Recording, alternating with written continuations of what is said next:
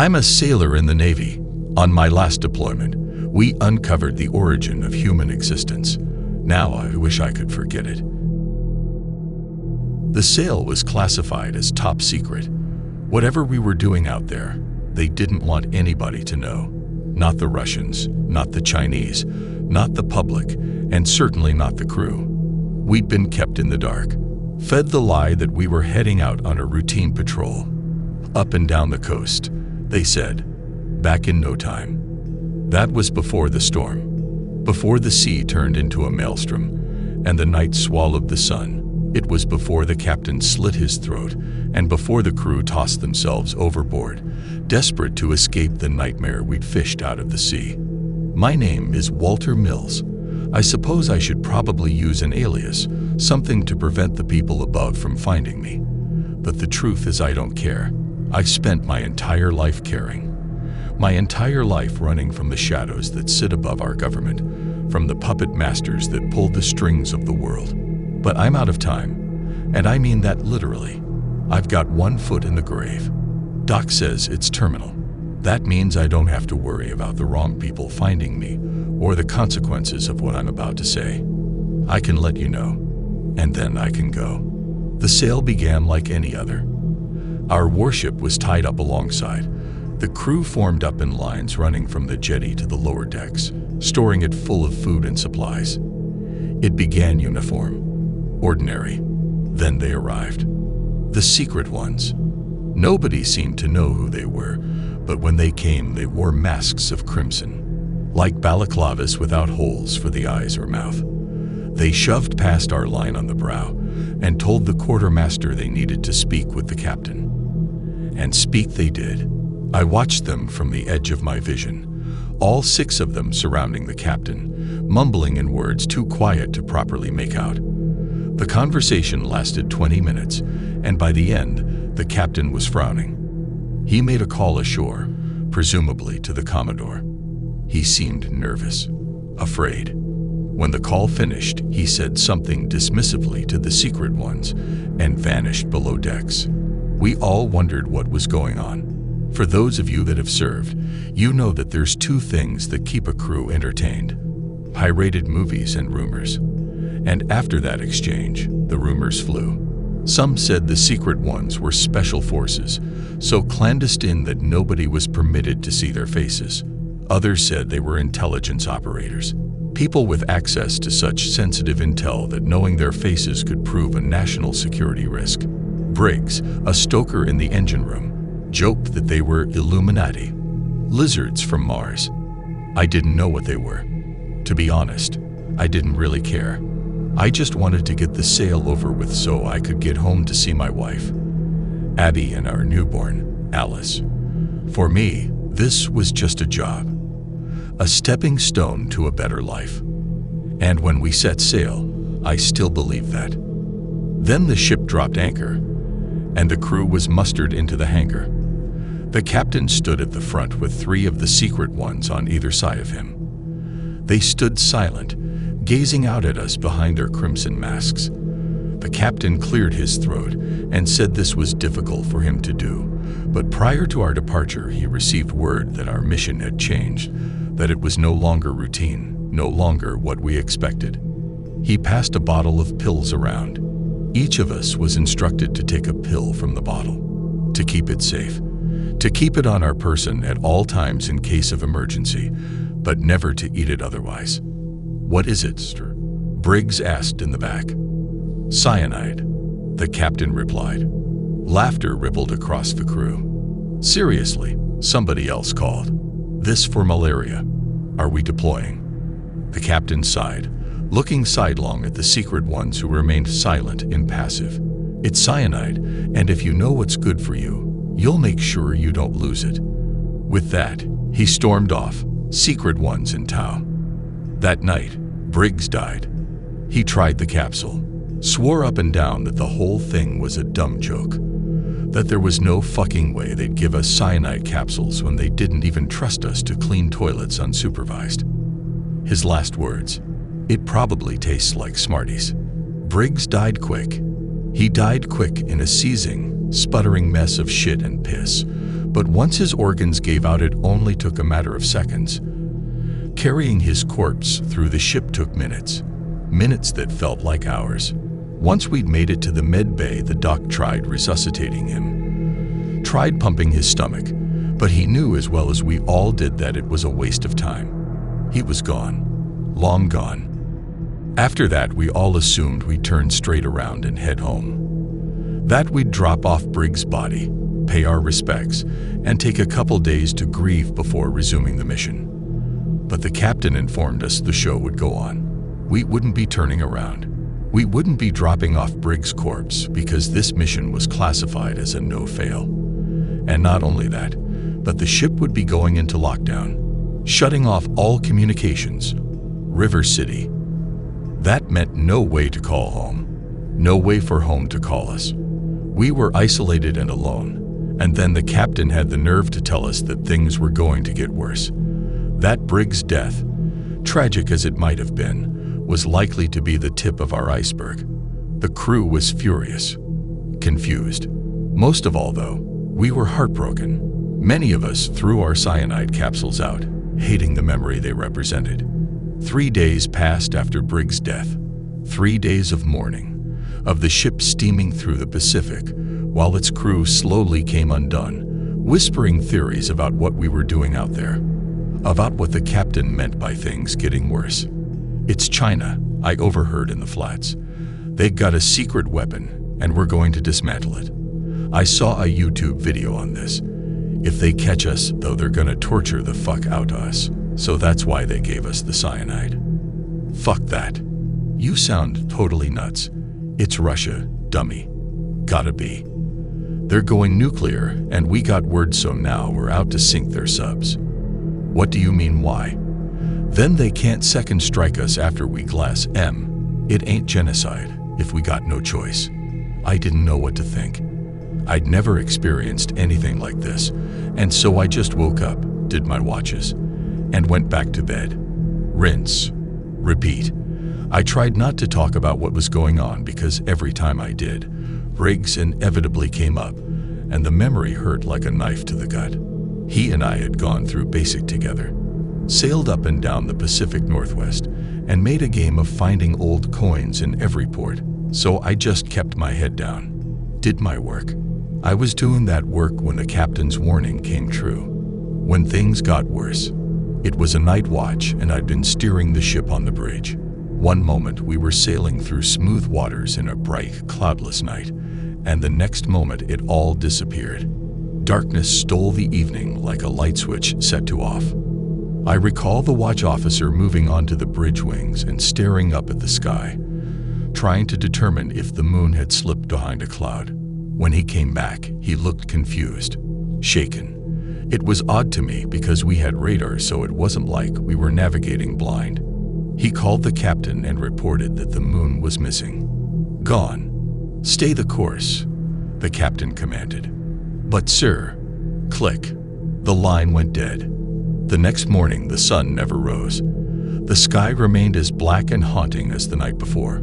Around this time, the secret ones began acting more bizarre.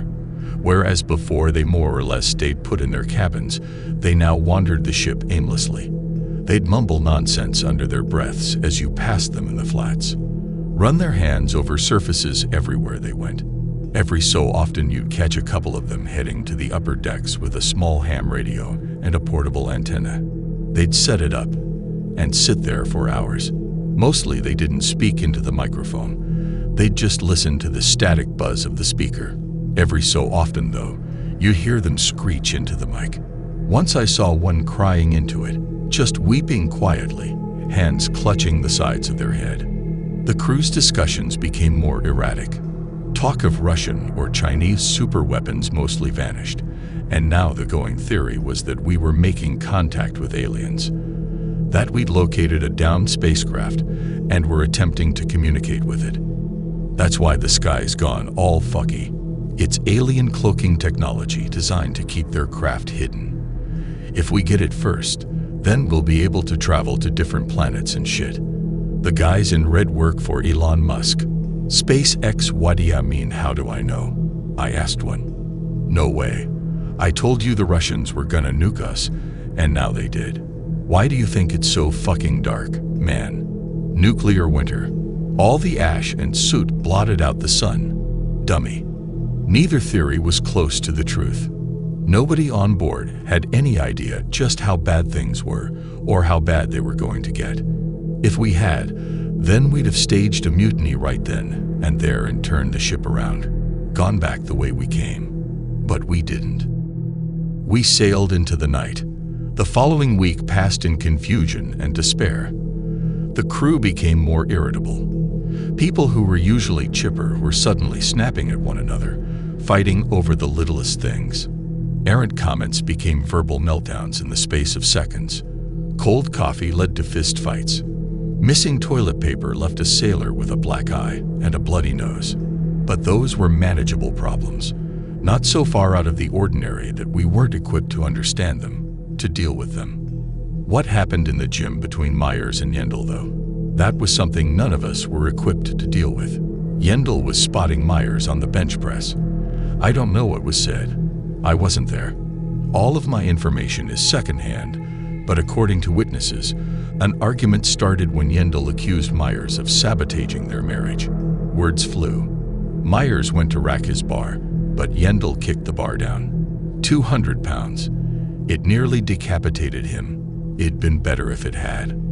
Myers was still alive when the doc arrived.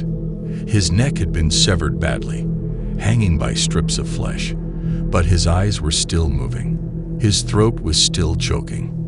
Yendel sat bawling in the corner, screaming that she didn't mean to, that she never wanted to hurt him but couldn't stop herself. She screamed as they dragged her away, as they locked her up. Myers didn't live much longer. The doc put him out of his misery the fastest way he could think of, by finishing the job. The rest of the crew got to work cleaning up the blood. As for Yendel, she died an hour later. Turns out she never threw out her cyanide capsule, and she finally got her chance to use it. At the time, I felt awful for them, awful for Myers to suffer the way he did, and awful for Yendel because I knew exactly what she meant. That she never meant to hurt anybody. That some dark miasma had infected the ship, had seeped into our hearts and minds, and it had made us angry, desperate. That night I thought of her, of what she must have looked like after she'd swallowed her cyanide capsule, of how easy it could have been to escape this nightmare if I'd never flushed mine. Then my thoughts turned to my wife, my daughter. Guilt filled my stomach like a pit of vipers, snapping at me for even thinking of leaving them behind. I drifted off. My dreams were messy things, hopeless, twisted. I dreamt of Briggs' spirit wandering the ship, unable to find peace so far from home, trapped in a steel cage like a rat. When I awoke, my mind felt like mush. I stumbled through the flats like a zombie, each step more plodding and heavy than the last. My ears rang, my vision blurred. I half wondered whether I'd been drugged or if there was a carbon monoxide leak in the mess, but then something caught my eye. The Secret One's cabin. Their door was cracked open, barely. It was never open. I peeked in, spotting one of them sitting at a desk with their back to me. The lights were out. A low sound played in the room. Something resembling music, but decidedly off-tune and agonizing, like a violin's strings being stripped and sanded. I used it to cover my footsteps as I slipped inside, eyeing the Secret One as it sat rigid in its seat. It wasn't wearing its mask. At least, not properly. It had lifted it up to its eyes, except it had none. No eyes, no nose, and only a tiny round hole that passed for a mouth. Heart pounding, I gazed at this thing in the thin light from the flats, suddenly understanding why they were running their hands over everything on the ship.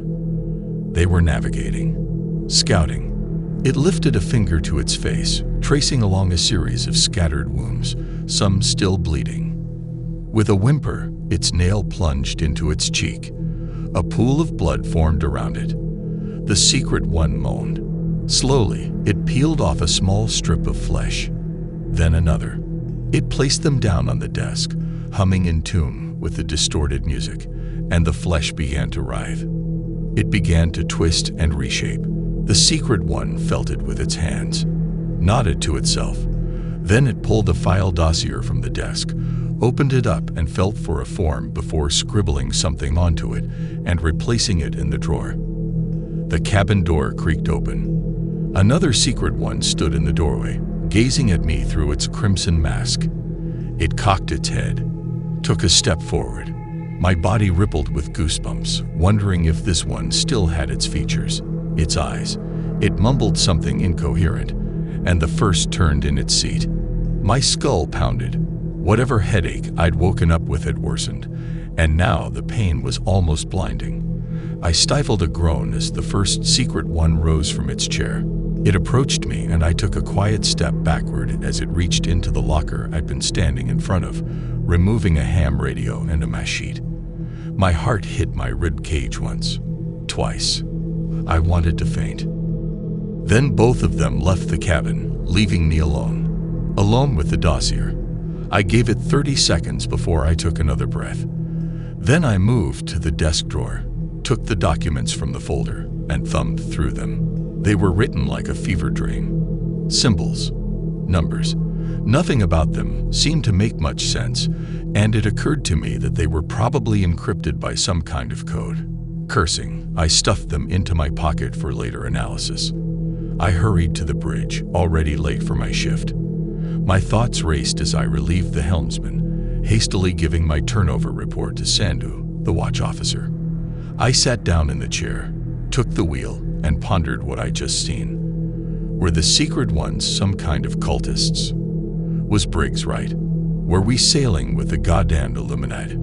I never got an opportunity to think it through. At that moment, the captain stumbled onto the bridge looking like death itself. I'd heard rumors he looked unwell, but this was the first time I'd seen him out of his cabin in weeks. His face was emaciated. His cheeks were so sunken that the bones looked liable to pierce his skin, and I idly wondered if he'd eaten a full meal since we'd set sail. "Evening, sir," Sandhu said. The captain mumbled something unintelligible, brushing past her and sitting down in his chair. He buckled his seatbelt. "Everything all right?" Sandhu asked. The captain looked at her, but he didn't seem to see her. His fingers gripped both sides of his armrests, and his lips began to move. "Goodbye," he said. "I'm sorry. Goodbye. Goodbye. Goodbye." The captain sat in his chair, repeating the word over and over again as tears leaked from his eyes. "Better get the doc," Sandhu muttered. She picked up the phone, but before she could get the number dialed, an orange glow appeared beneath the bridge windows. Something flickering. "ERT," Ramirez reported from lookout. "Those secret types just lit a bonfire on the fucking gun deck." "What?" Sandhu rushed to the window, looking down in shock and rage. Then she moved to the bridge wing, calling down to the secret ones to put the fire out. A moment later, she screamed. Ramirez, looking out the bridge windows, suddenly turned and vomited onto the deck. "What's going on?" I asked, shooting up from my seat. "It's Yendel," Ramirez said, wiping his mouth. "It's Yendel and Briggs. They're chopping up their damn corpses." Sandhu stormed back inside, shouting at the captain. "Sir, permission to mobilize an ambulance and put those assholes in confinement." "Goodbye. Goodbye. Goodbye." Sandhu cursed. She picked up the phone and dialed the executive officer, informing them that the captain had lost it and that the secret ones were cutting up corpses, burning bodies. They needed to get people out there to shut it down now. People with weapons, because the secret ones had machetes. The XO said they were on it, but it was too little too late. Somehow I already knew the secrets had already finished what they came to do. From deep in the night, the wind howled, screamed. A wave struck us broadside, a big one. It twisted the warship like a rubber duck in the bath, knocking Ramirez sideways and tumbling Sandhu across the deck. I managed to steady myself against the helm console. "Jesus Christ," Sandhu breathed. "Everybody all right?" I buckled my seatbelt. "What the hell was that?" "Rogue wave," Sandhu spat. Been 3 weeks of perfect weather, and then that comes out of nowhere. This sail is cursed. She grabbed the phone and began a ship-wide announcement for a rapid survey, but she never finished the pipe. Another wave struck us, then another. Sandhu's head slammed against the center console with a sickening crack, and she fell to the deck motionless. I braced against the helm, my seatbelt squeezing painfully into my waist. Nearby, I heard Ramirez shrieking, praying. The captain continued to utter his refrain. Goodbye, goodbye. Lightning flashed. For the first time in weeks, I glimpsed the sky. Dark clouds spun around us as though caught up in a whirlwind, and in them swam faces, shadows. They gazed down at us, anguished. I saw Yendel, Briggs. I heard them scream and howl as though calling for somebody in a language that could only be described as blasphemous. Ramirez's body arched and twisted. He hollered as though something were picking him apart from the inside out. I wanted to jump up and help him, but I needed to keep control of the ship. Abandoning the helm in a storm like this would mean certain death. Not like this, Ramirez moaned. Tears streamed from his eyes as he gazed up at the haunting faces of the dead swirling in the sky above. I can't. His hands gripped the guardrails running along the bridge, and he pulled himself slowly against the violently rocking ship, inch by inch. I gazed on helplessly as I saw him reach the hatch leading to the outside bridge wings, and I knew exactly what he intended on doing. After all, Ramirez and I had flushed our cyanide capsules together. Don't. I called, but I couldn't think of anything else to add. Why shouldn't he? Why shouldn't I join him? He paused, looked at me. Then he pulled open the hatch, filled the bridge with the deafening bass of the storm, and threw himself into the sea. I sat there, dying in slow motion. The waves, already vicious, worsened. The swells now threatened to swallow the ship, reaching the height of skyscrapers as their walls of water crashed around us. The vessel's frame groaned, shrieked. It sounded as though the whole thing was moments away from splitting apart. And then another wave hit us. A Goliath. My neck snapped sideways as my seatbelt tore into my waist. Suddenly down was up and up was down. We tumbled in the rage of the sea, frigid water shattering the bridge windows, smothering the captain and I in wet darkness. In retrospect, I don't know why I held my breath. After all that had happened, drowning would have been easy, preferable. But I did. I think I held it for Abby and Alice, gurgling as I desperately attempted to get my bearings. Until the water began to drain. All the water in the bridge poured out of the shattered windows, along with Sandhu's lifeless body. I hung upside down from my seat, gasping for breath. Ahead of me, the captain did the same, appearing to have finally been shocked into lucidity once more. He was no longer muttering goodbye. Now he was gazing straight ahead, and something was gazing back at him. Something titanic. It stared at him through the broken window, its eyes like 3 orbs of swirling obsidian. The captain reached into his pocket and pulled out his knife. It was meant to cut lines, to cut ropes. I wondered if he meant to fight that thing, to stage one final defense for him and his crew. But instead he pressed it to his throat. He jammed it into one side, and with a gurgling groan, ripped it across with both hands. His neck exploded in a shower of blood.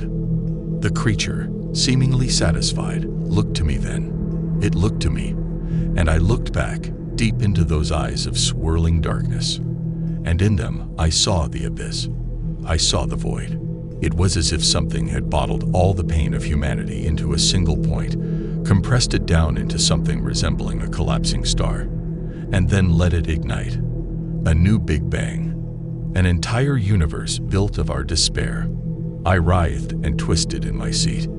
It felt like somebody had poured napalm into my skull, and I realized that thing was inside of me, that it was tasting my thoughts, my memories. I clenched my fists and set my jaw, and I screamed my throat raw, but nothing lessened the agony. The cyanide. Why the fuck had I thrown out the cyanide? It would have been so easy. So easy.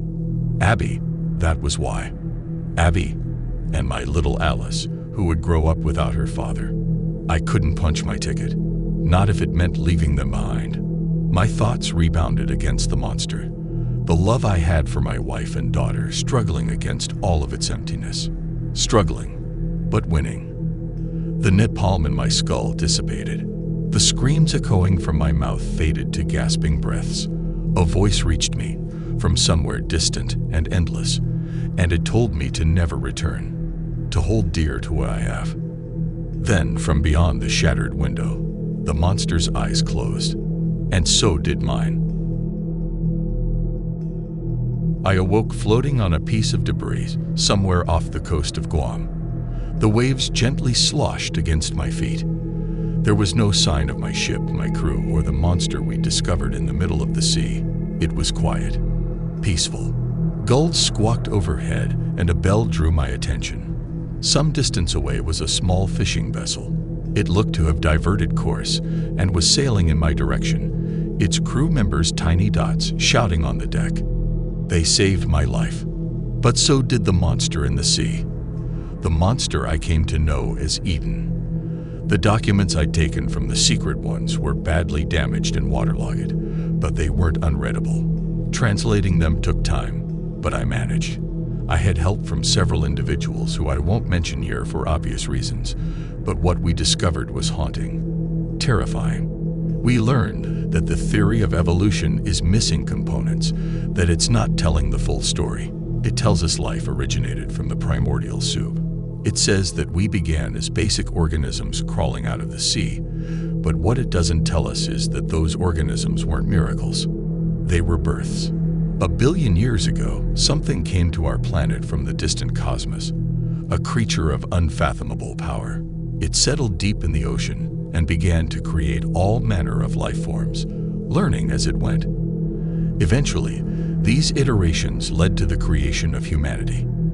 In an effort to assuage its own loneliness, it did something it had never before attempted: shared fragments of its own mind, its own consciousness with the human race in an effort to accelerate our evolution. It backfired. That link to its mind proved unbreakable, even as it attempted to instill virtues within humanity.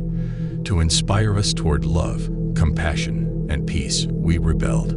Our baser instincts won out. We fell again and again into cycles of violence and war, rape and murder. We poisoned Eden with our own corruption, but it persisted. It knew that to break its link to us would mean the end of humanity as we know it, that whatever empathy we have would vanish. Like a mother, it couldn't let go. It believed we could be better, if not now, then eventually. But it's been too long. The wound has festered, it's gone untreated, and Eden is paying the price. She's dying, withering away. All our hatred and greed, our thirst for destruction, has reached a critical mass inside of her, and it's beginning to collapse, filling her with madness. The mother that birthed us is gone. A monster has taken its place. The secret ones know all of this.